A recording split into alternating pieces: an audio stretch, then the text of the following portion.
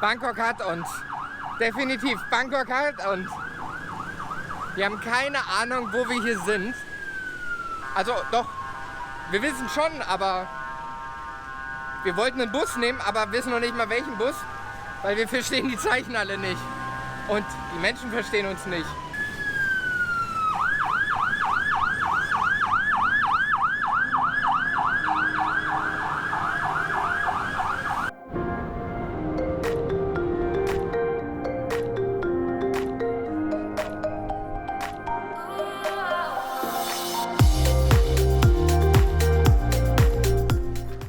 So, wir sind jetzt gerade durch die Security-Check.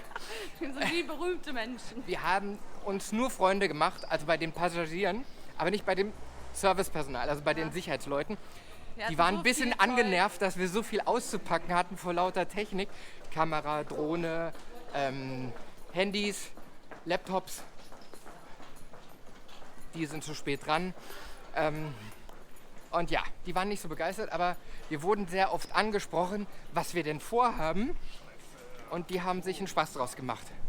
Jetzt sind wir also durch die Sicherheitskontrolle durch und haben jetzt noch eine halbe Stunde Zeit, dann ist Boarding. So, jetzt sind wir also auch durch die automatische Passkontrolle durch. Isabel steht unheimlich auf Kontrollen, habe ich das Gefühl. Wir haben online eingecheckt, aber sie wollte unbedingt am Schalter die Boardcard abholen, weil sie nicht wusste, ob unser Handgepäck auch durchgeht. Da haben wir nur gesagt... Gar nicht. Hallo? Wir mussten unsere Bordkarte sowieso am Schalter abholen. Wir hätten sie auch an dem Automaten holen können. Nee? Wer hat dir das gesagt? Der Automat. Glaubst du nicht? Eben wo die automatische Passkontrolle war danach nochmal der Zollbeamte, den sie dann anlächelte und sagte, hier auch noch mal. Vielleicht reise ich gar nicht mit dir, sondern suche mir da irgendwo jemanden Nettes. Ich bin total nett, finde ich. Nein. Doch? Nein. Ich finde schon. Hast du schon nachgeguckt, wo wir jetzt hin müssen? Nö. Kannst mal selber gucken, sag ich dir nicht.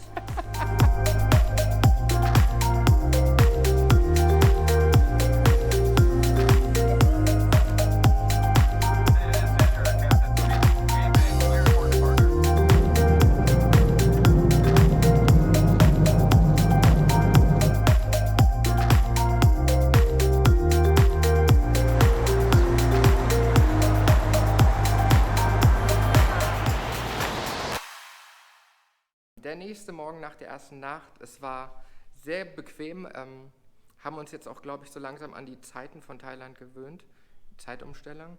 Und jetzt machen wir mal eine kleine Roomtour. Maskottchen? Nein. Sehr, sehr großer Raum, schön clean. Kuckuck. Und hier ist das Bad. Sieht sehr urban aus, aber mir gefällt das total. Ja. Ganz wichtig natürlich, da oben ist die Klimaanlage. Wir sind mitten in der Stadt und da wollen wir uns auch hinmachen.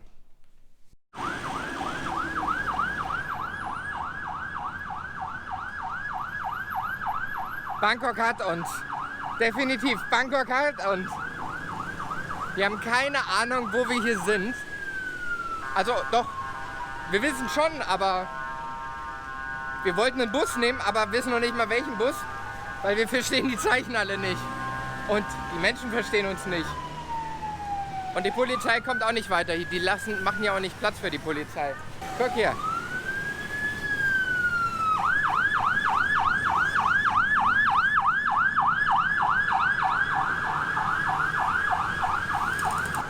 Und so ist das Gefühl die ganze Zeit. Und es ist warm. Es ist sehr warm. Es ist so warm. Es ist richtig warm. Unser Ziel ist es jetzt, den Fluss zu überqueren, weil wir das Gefühl haben, dass auf der anderen Seite irgendwie gefühlt alles ist, was uns interessiert und wir im falschen Stadtteil sind. Das heißt, das Hostel ist richtig super, aber es liegt im falschen Stadtteil.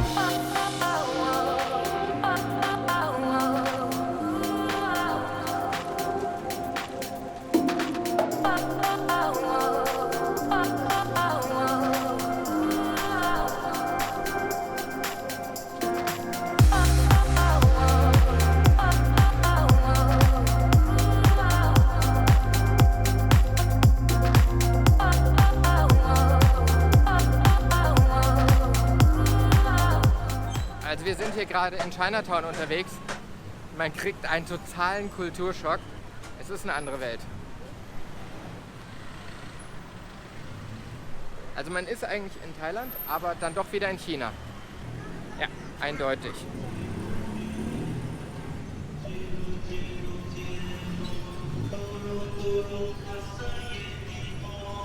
Wir sind jetzt keine Ahnung wie viele Kilometer durch Chinatown gegangen und haben es endlich geschafft, eine Coca-Cola zu kaufen. Es kann genauso gut sein, dass wir immer noch in Chinatown sind. Wir können das nicht so hundertprozentig zuordnen,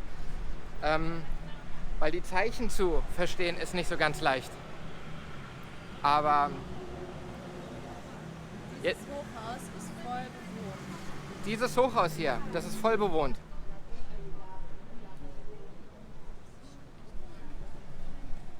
In Deutschland wäre das eine Abrissbude. Das muss man sich mal reinziehen. Was man hier definitiv sagen kann, man kriegt einen absoluten Kulturschock, wenn man so mit einer deutschen Einstellung hingeht. Deswegen heißt es auch, man muss hier einfach mal vollkommen neutral rangehen und es vielleicht auch mal ein bisschen mit Spaß nehmen. Das ist uns am Anfang des Tages heute nicht so ganz gelungen. Hatten wir beide nicht so gute Laune, weil uns das Wetter zu schaffen gemacht hat. Wir wussten nicht, wo wir waren. Wir wussten nicht, wo am Arsch der Welt wir gerade sind. Dann kam die magische Grenze, dass wir den Fluss überquert haben und ab da wurde es so Stück für Stück besser. Wenn man jetzt neutral ist, was das Wort besser angeht. Also der Kulturschock wurde größer, sagen wir es mal so. Es wurde anders. Anders. Ja. Und ja, jetzt schauen wir mal weiter hier.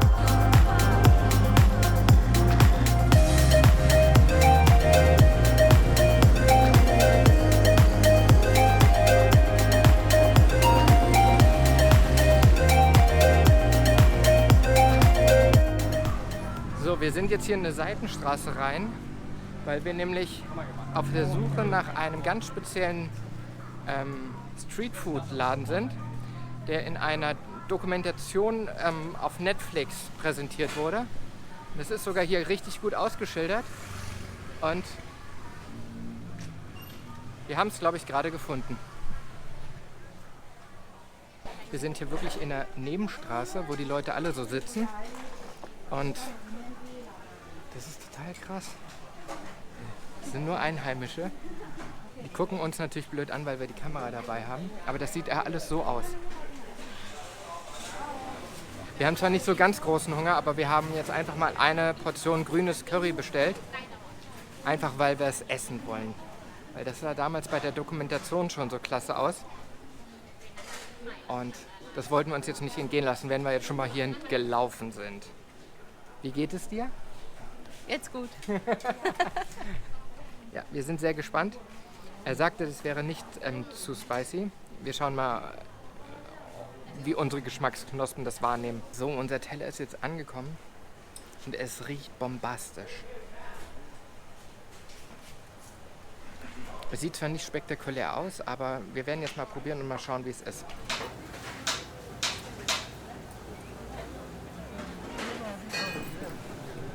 So, wir sind jetzt gerade aus dem Restaurant, will ich es mal nennen, raus. Wir haben die mittlere Schärfe genommen und es war trotzdem scharf genug. Ein grünes Curry haben wir genommen und noch einen grünen Tee dazu und fragten, wie viel wir denn bezahlen müssen. 40 Baht. Wir haben jetzt gerade mal umgerechnet, das sind 1,18 Euro. Also für jeden, der hier mal hin will, so heißt es. Ist in einer absoluten Hinterstraße. Es sind sehr viele Einheimische da und man denkt sich so, wo sind wir hier gelandet? Aber es ist sau lecker. Und jetzt sind wir schon wieder an einer der Hauptstraßen hier angekommen.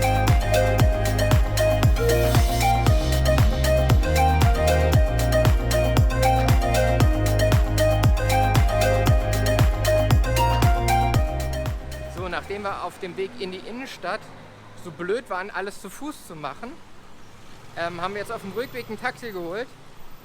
Das hat uns in, ich glaube, 10 Minuten zurück in die Straße gefahren, wo unser Hotel ist und haben für diese Fahrt umgerechnet 2,07 Euro bezahlt. Wir sagen jetzt einfach mal, der Weg in die Stadt sollte eine kleine Herausforderung sein, der wir uns stellen wollten.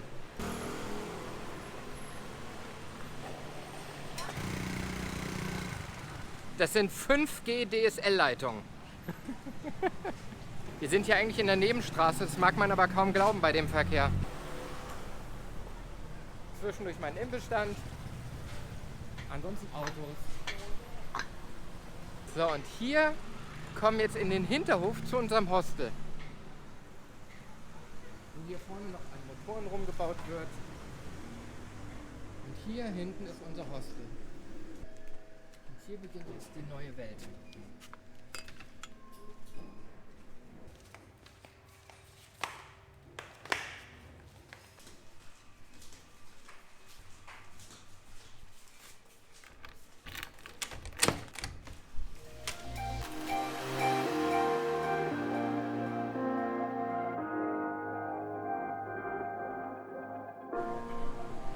So, nach einem kleinen Nachmittagsschläfchen und einer Pause gehen wir jetzt zum Abend wieder raus. Wir haben 7:45, Primetime, und haben gerade den Besitzer von dem Hostel kennengelernt. Ein sehr netter Mann, der perfektes Englisch spricht. Er hat uns eine Mall empfohlen, eine Shopping Mall, die sehr schön sein soll, wo auch die Auswahl an Essen sehr groß sein soll. Und jetzt gehen wir wieder durch den Wirrwarr von Bangkok und schauen, wie diese Mall ist oder ob wir danach noch woanders hingehen.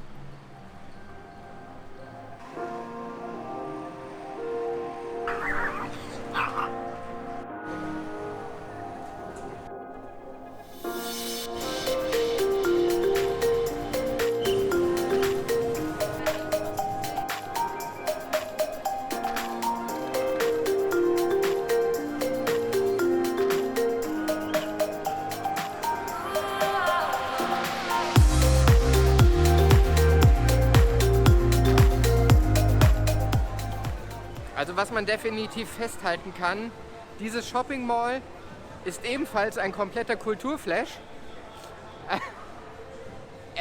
Man sieht hier Sachen, die hat man vorher noch nie in der Shopping Mall gesehen.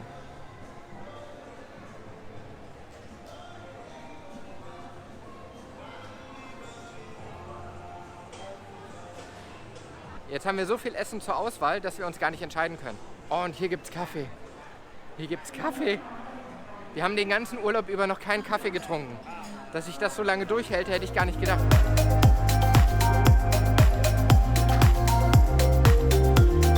Nachdem wir uns dann endlich entschieden hatten, was wir denn essen könnten, mussten wir feststellen, dass genau das nicht mehr da war, weil die dann Ausverkauf hatten und die haben dann nur noch ihre Reste verkauft. Und dreimal darf man raten, was noch übrig war.